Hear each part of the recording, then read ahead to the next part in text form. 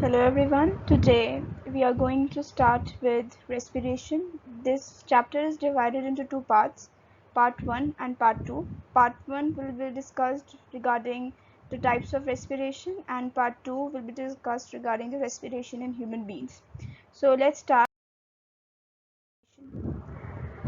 We require energy from the food which is taken. मतलब हमने खाना खा लिया, we have taken enough food. अब वही जो फूड है हमारी बॉडी के अंदर किस तरीके से ब्रेक डाउन होता है, यू ब्रेक डाउन होगा तभी तो हमें ऑक्सीजन मिलेगा, एनर्जी हमें मिलेगी. तो वही चीज़ है, जब फूड हमारे बॉडी के अंदर गया, वो फूड ऑक्सीजन के थ्रू ब्रेक डाउन होगा और क्या मिलेगा हमें, CO2 and water. Break down होगा तभी मिलेगा, ऑक्सीजन की प्रेजेंस में फूड ब्रेक डाउन हो रहा है, तभी रेस्पिरेशन हमारी बॉडी के अंदर बहुत ज़रूरी है. हम जो सांस लेते हैं, जो ऑक्सीजन अंदर लेते हैं, वही ऑक्सीजन फूड के साथ रिएक्ट करेगी और CO2 और वाटर और ये सब हमारी बॉडी के अंदर बनाएगी. अब रेस्पिरेशन टू टाइप्स के होते हैं, aerobic respiration and anaerobic respiration. The name suggest aerobic. Aerobic means air, जहाँ पर एयर हो या ऑक्सीजन प्रेजेंट हो. अगर ऑक्सीजन प्रेजेंट है, like in the case of human beings, हमारे केस में क्या हो रहा है, एरोबिक रेस्पिरेशन हो रही है, मतलब ऑक्सीजन हमारी बॉडी में यूज़ हो रही है फूड को ब्रेक डाउन करने के लिए.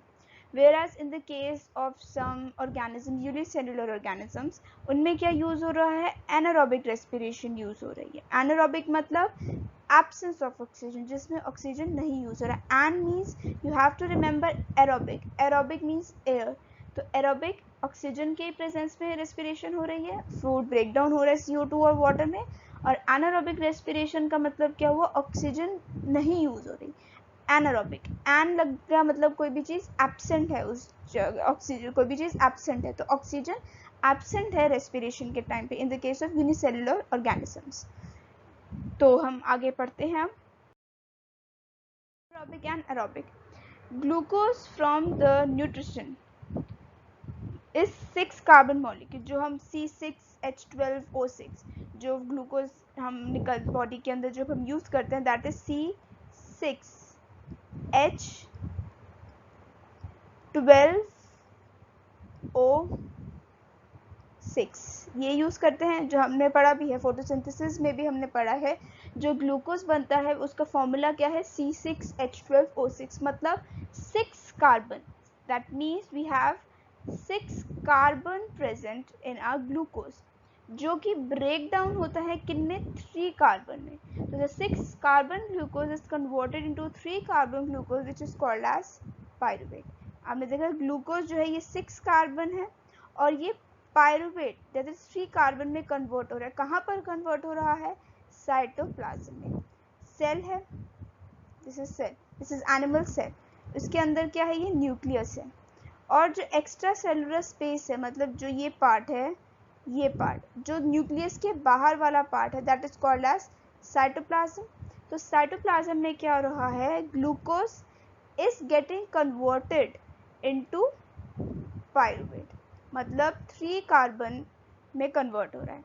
अब जब 3 कार्बन है, हमें एनर्जी चाहिए. एनर्जी कैसे मिलेगी, जितना हम सांस ले रहे उतनी हमारी एनर्जी, जैसे मैं अभी बोल रही हूँ उतनी ही मेरी एनर्जी क्या हो रही है, निकल रही है. I need to use energy to speak. That's why what I'm doing is oxygen I'm taking the oxygen, so that's why it is converting into energy. तो जो 3 कार्बन है, in the case of human beings क्या हो रहा है, mitochondria में होता है. Mitochondria is called as energy producing cells. तो माइटोकॉन्ड्रिया में ही क्या होता है, पायरुवेट जो कन्वर्ट हो रहा है वो CO2, वाटर और एनर्जी में कन्वर्ट होता है माइटोकॉन्ड्रिया में. तभी माइटोकॉन्ड्रिया का हम ATP प्रोड्यूसिंग सेल्स या एनर्जी प्रोड्यूसिंग सेल्स बोलते हैं. क्यों, क्योंकि उसमें पायरुवेट से माइटोकॉन्ड्रिया में ऑक्सीजन के थ्रू CO2, वाटर और एनर्जी मिल रही है. एनर्जी मिल गई. अगर ऑक्सीजन नहीं प्रेजेंट है, ये तो ऑक्सीजन के प्रेजेंस में था, this was happening in the presence of oxygen, मतलब माइटोकॉन्ड्रिया में. अब साइटोप्लाज्म में क्या होगा, जैसे मैंने यहाँ पे बताया, ये जो डायग्राम है यहीं पे क्या होगा, कि माइटोकॉन्ड्रिया होगा. माइटोकॉन्ड्रिया की शेप अगर आपको याद नहीं है तो कुछ ऐसा प्रेजेंट होता है माइटोकॉन्ड्रिया, सेल्स में ही प्रेजेंट होता है। तो जो पायरुवेट था साइटोप्लाज्म में बन गया pyruvate, so that pyruvate will enter the mitochondria. Mitochondria में आएगा और वो क्या करेगा, ऑक्सीजन को यूटिलाइज करके, जो हम ब्रीथ कर रहे हैं, ऑक्सीजन हमारे बॉडी के अंदर जा रही है, वो ऑक्सीजन को यूटिलाइज करके क्या बन जाएगा, CO2, water and energy will be formed. This is the example, this is the scenario of oxygen presence. अब जब ऑक्सीजन नहीं प्रेजेंट है, like in many unicellular organisms like amoeba and different earthworms, उनमें क्या है, ऑक्सीजन नहीं present है, तो क्या होगा, like in yeast ऑक्सीजन नहीं प्रेजेंट है, absence of ऑक्सीजन में क्या होगा, the पायरुवेट जो है वो किस में कन्वर्ट होगा, ethanol plus CO2 and energy. You have to remember the products. Oxygen की प्रेजेंस में माइटोकॉन्ड्रिया में क्या हो रहा था, CO2 प्लस वाटर और एनर्जी निकल रही थी। यीस्ट में जब ऑक्सीजन नहीं प्रेजेंट है तो पायरुवेट किस में कन्वर्ट हो जाएगा, इथेनॉल, CO2 और एनर्जी में। This was an example, this was the scenario, this was the case between aerobic respiration and anaerobic respiration. मतलब दोनों में एरोबिक मीन्स ऑक्सीजन यूज कर रहे हैं तो CO2 और वाटर बन रहा है। अब एनारोबिक में क्या हो रहा है, ऑक्सीजन नहीं यूज कर रहे हैं, यीस्ट में क्या हो रहा है, ethanol plus CO2 carbon dioxide plus energy बन रही है। अब ह्यूमन बींग्स में अब एक लैक ऑफ ऑक्सीजन भी एक ऐसा केस आता है जब ऑक्सीजन नहीं मिल पा रही होती है तो लैक्टिक एसिड और एनर्जी बनती है। This I will told in the upcoming slides. So what is the scenario? बस आपको ये याद रखना है कि ह्यूमन सेल्स में, मसल सेल्स में क्या होता है, जब ऑक्सीजन नहीं है तो लैक्टिक एसिड और एनर्जी भी बनती है। एग्जाम्पल है why there is muscle cramp. बहुत सीवियर एक्सरसाइज कभी कर ली या रनिंग जॉगिंग कर ली तो इस टाइप से कुछ आपको पेन होनी शुरू हो जाती है, लेग्स में या हैंड्स में, anywhere in your body there is some develop some pain, muscle cramps develop होती हैं। क्यों होती हैं, when we are doing severe exercise, तब क्या होगा, हमारी बॉडी के अंदर जो नॉर्मल हम ऑक्सीजन ले रहे हैं that is sufficient for ourselves, लेकिन when we do extreme exercise what will happen is that oxygen जो हमारी बॉडी में सफिशिएंटली नहीं पहुंच पाता है, क्योंकि बॉडी की हार्ट बीट हर चीज़ बहुत ज़्यादा हाई लेवल पर होगी, तो ऑक्सीजन हर जगह बॉडी में नहीं जा पाएगा, तो क्या होगा, लैक ऑफ ऑक्सीजन प्रेजेंट होगा हमारी बॉडी में। तो ऐसा केस आता है मसल्स क्रैम्प के टू, एक ऐसा केस आता है जब there is a lack of oxygen, lack of oxygen हो जाता है, lack of O2 that is oxygen. तो लैक ऑफ ऑक्सीजन जब होगा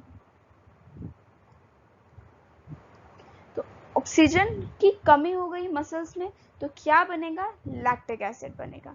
तो लैक्टिक एसिड बनने के साथ leads to formation of lactic acid, तो मसल क्रैम्प्स बनते हैं। जितना ज़्यादा अमाउंट में लैक्टिक एसिड बन रहा है क्योंकि ऑक्सीजन नहीं मिल पा रही है बॉडी को, तो पायरुवेट किस में कन्वर्ट हो जाएगा, लैक्टिक एसिड में। Other side I have shown you earlier, उसमें क्या था, पायरुवेट जो 3 कार्बन था वो किस में जाकर कन्वर्ट हो गया, लैक्टिक एसिड में जाकर कन्वर्ट हो गया। So here it is also written, when we do intense exercise enough oxygen is not provided, नहीं मिल पाती है to our body and anaerobic respiration occur। Mainly हमारी बॉडी में, डोंट गेट कंफ्यूज्ड, मेनली हमारी बॉडी में क्या हो रहा है, एरोबिक रेस्पिरेशन हो रही है जो माइटोकॉन्ड्रिया में होती थी। 6 carbon glucose is converted into 3 carbon glucose that is pyruvate. Pyruvate से क्या हो रहा है, माइटोकॉन्ड्रिया में एरोबिक रेस्पिरेशन हो रही है, मतलब ऑक्सीजन यूज हो रहा है, तो क्या बनता था, CO2 plus water plus energy. लेकिन इस केस में जब बॉडी बहुत एक्सट्रीम एक्सरसाइज करती है तो ऑक्सीजन हमारी बॉडी को प्रॉपरली नहीं मिल पाती, तो उस केस में क्या होता है, दिस एनारोबिक रेस्पिरेशन occur। उस केस में एनारोबिक रेस्पिरेशन होती है, सिर्फ उसी केस में होती है, except this case whole body is performing aerobic respiration. तो क्या बनता है, लैक्टिक एसिड हमारी बॉडी में बनता है, लैक्टिक एसिड बनता है विच कॉजेस मसल क्रैम्प्स। तो क्या होंगे, मसल क्रैम्प, मसल्स में पेन होगी क्योंकि ऑक्सीजन नहीं मिल पा रही है। So I hope that you understood the topic, the main topic what it was there, aerobic or anaerobic respiration. So here it is the main difference between aerobic respiration and anaerobic respiration. तो बात करते हैं पहले aerobic respiration की, take place in the presence of oxygen. This is the major example guys, this is the one of the, not example, this is one of the major aspects you have to write, whether it is asked in the form of difference or in the form of definition. आपको सबसे पहले ये point जरूरी लिखना है that aerobic respiration take place in the presence of oxygen and anaerobic respiration take place in the absence of oxygen. Oxygen के present में नहीं हो रहा. that occurs in the mitochondria, energy producing cells जो है हमारे mitochondria, and occurs in the cytoplasm, जो nucleus के बाहर का जो सारा प्रोडक्ट होता है. एंड प्रोडक्ट्स, जो प्रोडक्ट्स हमारे बन रहे थे, CO2 प्लस वाटर और एनर्जी बन रहा था. और एंड प्रोडक्ट्स क्या है? अल्कोहल. यीस्ट के केस में अल्कोहल है, और लैक्टिक एसिड जब मसल्स क्रैम्प्स जब आते हैं, that I have discuss in the previous slide. तो जब क्रैम्प्स आते हैं तो लैक्टिक एसिड बनता है. और अल्कोहल किस में बनता है? इथेनॉल या अल्कोहल कुछ भी बोल दें, वो यीस्ट में बनता है, क्योंकि अल्कोहल एक, इथेनॉल एक पार्ट ही है अल्कोहल का. तो इथेनॉल प्लस CO2 बनता है. If you want to write ethanol also, there is no problem, you can easily write in it.